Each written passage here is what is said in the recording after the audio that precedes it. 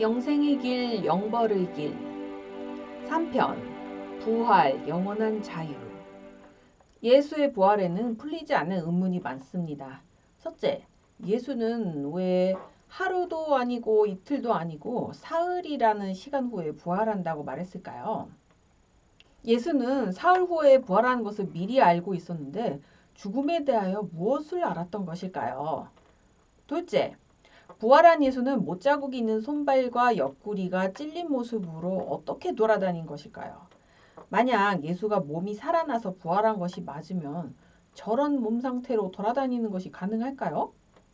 셋째, 부활을 목격한 사람들 중에 예수가 보이지 않다가 보이게 된 사람들이 있습니다.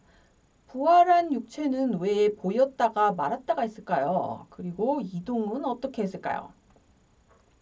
예수의 시신이 없어진 것을 보고 마리아는 무덤 밖에 서서 울고 있었습니다. 안을 들여다보니 두 천사가 어찌하여 오느냐? 라고 이르되 사람들이 내 주님을 옮겼다가 어디에 두었는지 내가 알지 못함이니이다. 이 말을 하고 뒤로 돌이켜 예수께서 서 계신 것을 보았으나 예수이신 줄은 알지 못하더라. 예수께서 이르시되 여자여 어찌하여 울며 누구를 찾느냐 하시니 마리아는 그가 동산지기인 줄 알고 이르되 주여 당신이 옮겼거든 어디 두었는지 제게 이르소서 그리하면 내가 가져가리이다. 예수께서 마리아야 하시거늘 마리아가 돌이켜 선생님 하고 불렀다. 그들과 함께 음식 잡수실 때 떡을 가지사 축사하시고 떼어 그들에게 주시니 그들의 눈이 밝아져 그인 줄 알아보더니 예수는 그들에게 보이지 아니하시는지라.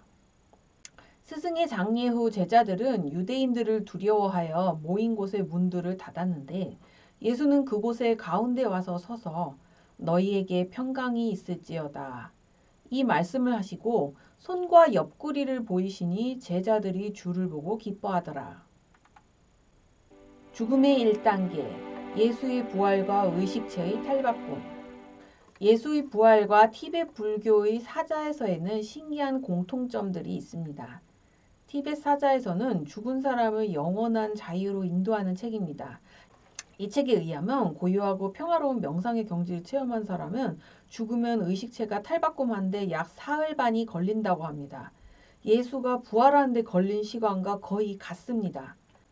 이 시간은 사람마다 길이가 다른데 악한 일을 많이 저지를수록 짧아진다고 합니다. 그는 어떤 사후세계도 거치지 않고 공중의 일직선으로 난 큰 길을 따라 태어남이 없는 근원의 세계로 곧바로 들어가게 될 것이다. 구도자는 임종시에 먼저 자신에게 일어나는 죽음의 현상들을 자세히 관찰해야만 한다. 그리고 모든 죽음의 현상이 끝나면 의식체의 탈바꿈을 시도해야 한다. 생전의 수행 과정을 기억하는 것만으로도 그는 이 상태에서 영원한 자유에 이를 수 있다. 예수는 부활하는 사람들이 육체의 죽음 이후에 어떻게 되는지 생전에 설명했습니다. 저 세상과 죽은 자 가운데서 부활함을 얻기에 합당히 여김을 받은 자들은 장가가고 시집가는 일이 없으며 그들은 다시 죽을 수도 없나니 이는 천사와 동등이요 부활의 자녀로서 하나님의 자녀임이라. 죽음과 태어남을 식사를 하는 것과 비유해 봅시다. 음식을 계속 먹고 싶어하며 식탐을 잘 조절하지 못하는 것은 자유롭지 않습니다. 그렇다면 죽지 않고 영원히 살려고 발버둥 치는 것이 자유로울까요? 아니면 잘 죽는 것을 자유롭다고 해야 할까요?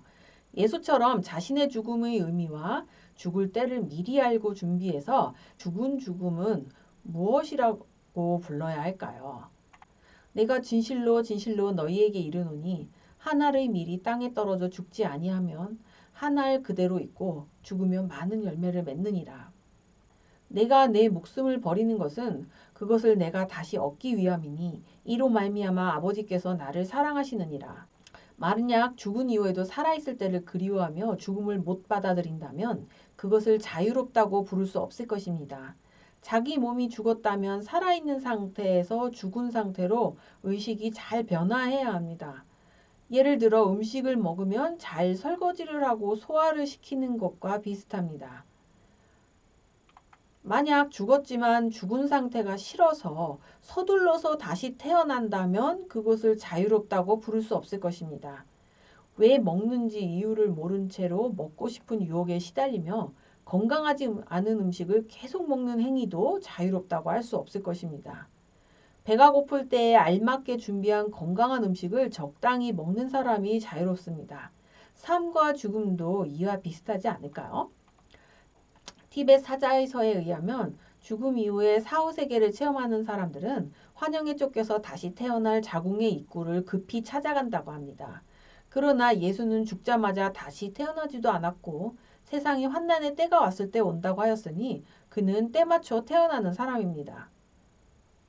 예수는 이 세대가 지나가기 전에 환난이 와서 재림한다고 했는데 벌써 지금까지 대략 2000년 정도 흘렀습니다.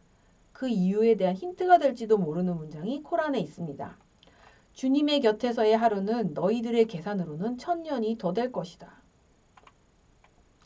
티벳 사자에서에서 말하는 하루라는 시간도 사람이 느끼는 하루와 다를지도 모릅니다. 사자에서는 사람이 죽으면 49일 동안 사후세계에서 보낸다고 합니다. 그런데 해가 뜨고 지는 하루는 지구에서 살아있는 사람들의 시간입니다. 어쩌면 49일이라는 것은 정신적인 기준으로 단계를 나누고 그 단계들을 하루라는 시간에 비유한 것일지도 모릅니다. 참고로 창세기 천지창조 7일도 인간의 기준에서 7일이 아니라 7단계를 비유한 표현일지도 모릅니다. 생각해 보십시오. 천지창조에서 낮과 밤을 나누는 것은 넷째 날입니다. 그렇다면 첫째, 둘째, 셋째 날은 무엇을 기준으로 나누어야 합니까? 종교에서 말하는 하루는 기간을 비유하는 표현일 수 있으니 주의해서 읽어야 합니다. 예수처럼 부활하지 못한 사람들은 어떻게 될까요? 티벳 사자에서를 좀 더 살펴봅시다. 죽음이 2단계, 몸 밖으로 나온 환영체. 의식체를 성공적으로 탈바꿈하지 못한 사람들은 몸 밖으로 빠져나오지만 아직 자신이 죽었는지 살았는지 알지 못하고 있을 수 있습니다. 그들은 빛나는 환영체라고 부를 만한 성질을 가지고 있습니다. 그렇지만 아직은 환영이 나타나지는 않았죠. 아, 고귀하게 태어난 자여, 위대한 자비를 지닌 신에 대해 명상하라. 존재의 근원에 대한 인도를 받았다 할지라도 아직 그것에 익숙하지 못한 사람들은 혼자 힘으로 분명하게 사후세계를 자각하지 못할 것이다. 죽음을 가져다 준 질병의 충격으로 인해 정신적으로 환영을 감당하지 못할 수도 있다. 또 계율을 어겼거나 근본적인 의무를 정직하게 다하지 못했기 때문에 불행한 상태로 떨어지는 경우가 있다. 이들에게도 이 가르침은 더없이 필요하다. 죽음의 3단계, 사후세계에 들어선 사념체가 평화의 신들을 만나다. 사람이 계속 죽음을 알아채지 못하거나 받아들이지 못하면 그는 사념체라 불리는 형상을 얻게 되고 망자에게 환영이 나타나기 시작합니다. 망자의 마음의 일부는 분명히 몸이 죽은 것을 알고 죽었다는 것을 깨닫게 하려고 할 것입니다. 그러나 망자의 사념은 삶의 미련이 남은 상태입니다. 그는 사후세계에서 환영을 보게 됩니다. 티벳 사자에서는 불교 문화권 사람들이 사후에 보는 환영의 표본을 제시하면서 그것이 모두 자신의 마음에서 나왔다고 말합니다.